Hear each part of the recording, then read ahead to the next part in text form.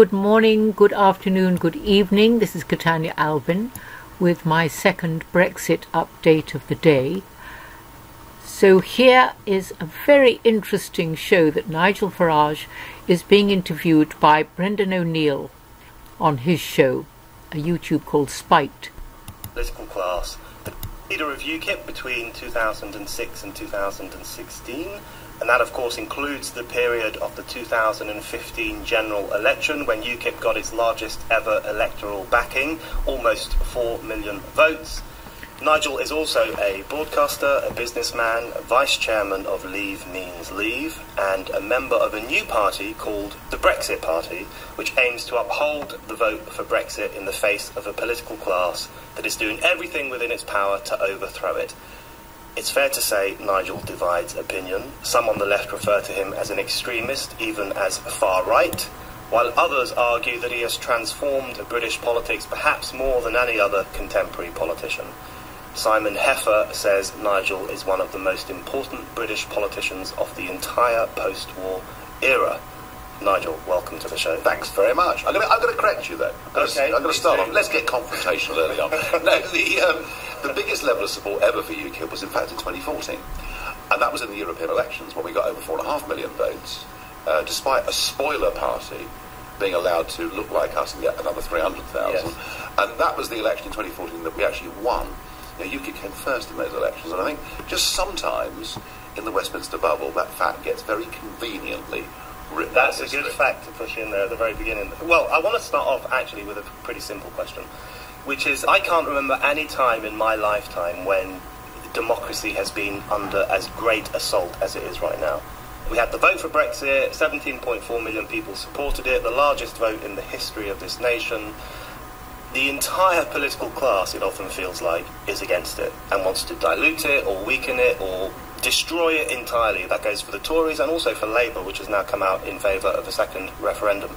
So the question I want to kick off with, is Brexit going to happen? Is it possible that this huge vote won't happen? This breach of trust that you talked about it there is actually worse than you said. It wasn't just the fact that 17.4 million people voted, despite being told by everybody and every global leader that plagues of black locusts would descend on our land. They still voted Brexit, and then the next year 85% of people in a general election voted for parties whose manifestos were absolutely clear they were going to take us out of the European Union. And then 498 members of Parliament, carried by a majority of 384, voted for Article 50, which said we leave 2 years to the date that we trigger it, with or without a deal.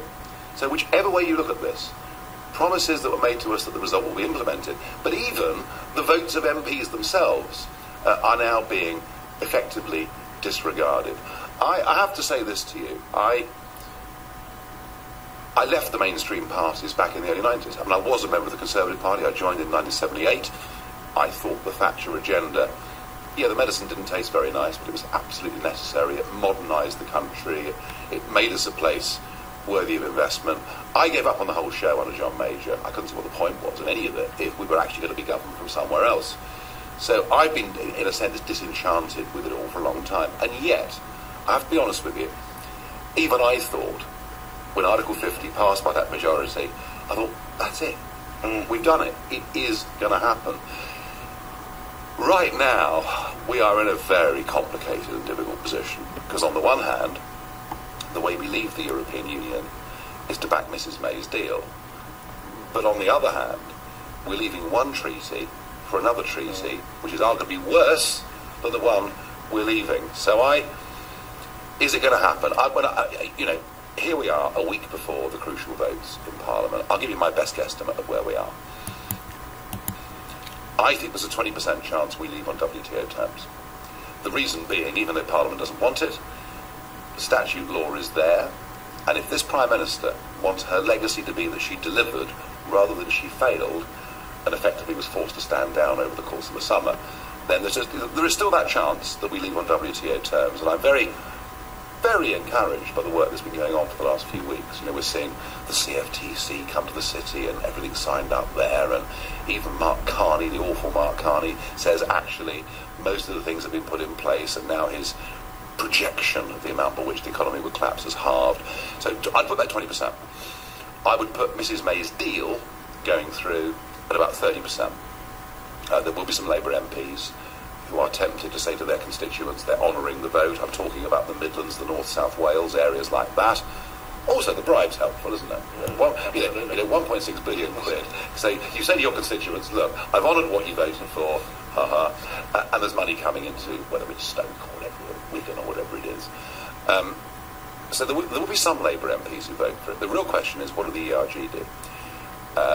And it seems to me that Geoffrey Cox, the Attorney General, is getting nothing substantial at all in Brussels in terms of the backstop.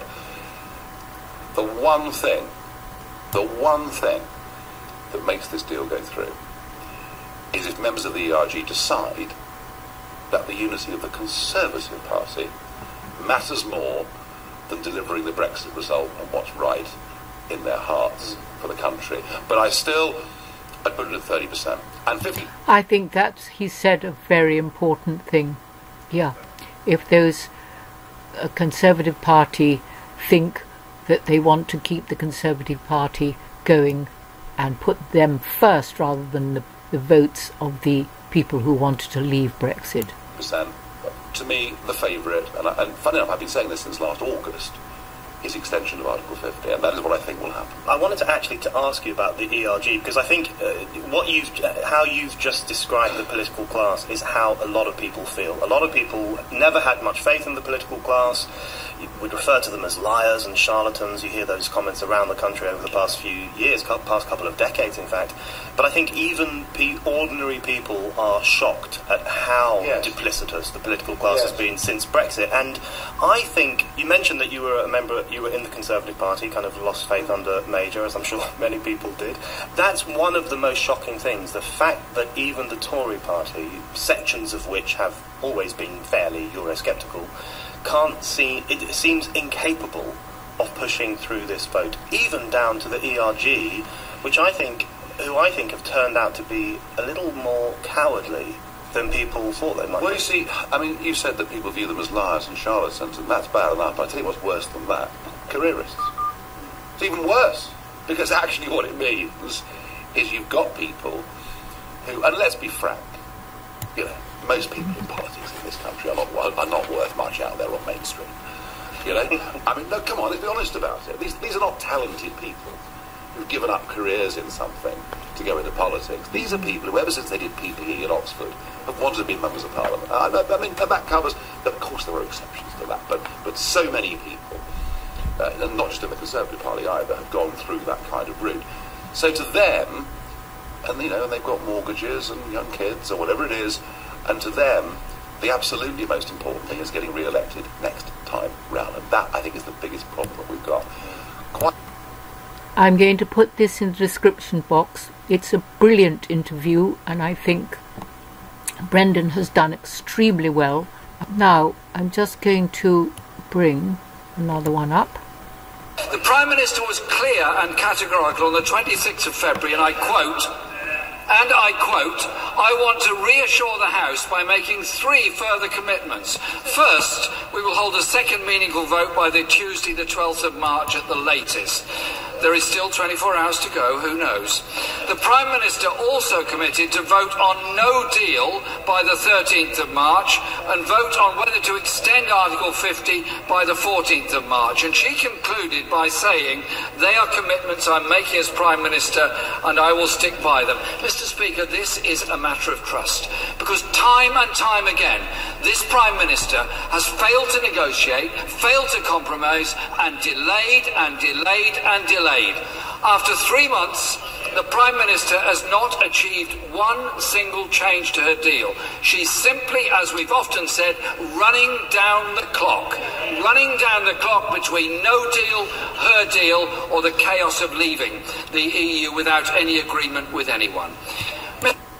Right, finally, for this video, part 2, we have Jeff Taylor, published on the 11th of March 2019. We must keep our Brexit guard up. Here we go. Hello there.